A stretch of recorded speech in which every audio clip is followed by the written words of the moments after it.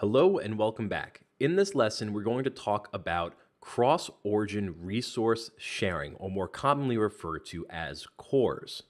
Now, over here in the Orion papers, click back onto static web hosting because down here, I've added a section on CORS. So again, CORS is short for cross-origin resource sharing.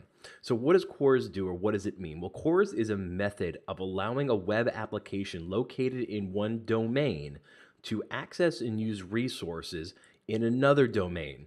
So first, let's understand that CORS is not something specific to AWS. It's a standard that's used across a lot of different platforms that allows the sharing of resources between web applications in two separate domains.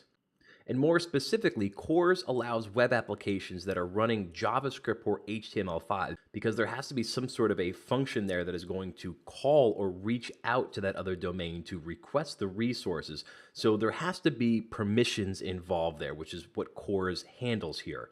So, but again, right, this allows a web application running JavaScript or HTML5 to access resources in an S3 bucket without using a proxy server. So now we're just getting a little more AWS specific. So if we're hosting a web application inside of one of our S3 buckets, we can enable CORS on our S3 bucket and assign permissions that will allow a web application to come in and grab resources from our S3 bucket.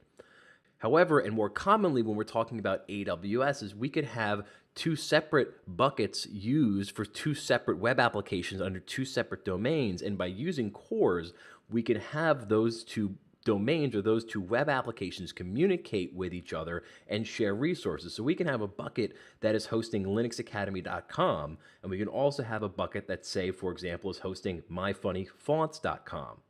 And what can happen is parts of our web application here can call upon and request, say, fonts that are in this particular bucket hosted on this domain, and it can then pull those resources and use those fonts over here on linuxacademy.com.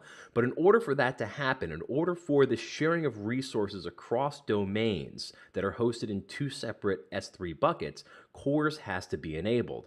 So to do that, all you have to do is go here onto your S3 bucket and then click on permissions, and then here under CORS configuration is here you would come and configure that. Now there is a script here, and this is something that we go into more detail in the AWS certified developer course, but for the purpose of the CSA course, I just want you to have an understanding of what CORS is and why it is used, because when you're sitting for the exam specifically, you may come across a question that says, hey, if you have a web application running under one domain that's hosted in an S3 bucket and it wants to pull resources or share resources with a web application in a separate domain or that is being hosted in a separate S3 bucket, what would be the appropriate thing to do to be able to share those resources? Well, the answer would be to enable CORS configuration. So that's what you have to be aware of here.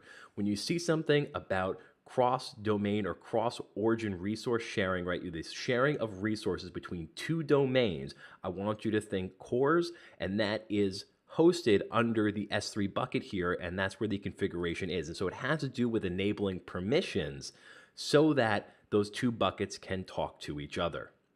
So that's just a quick summary of what cross-origin resource sharing is. And with that, we will conclude this lesson. Thank you for watching. You may now move on.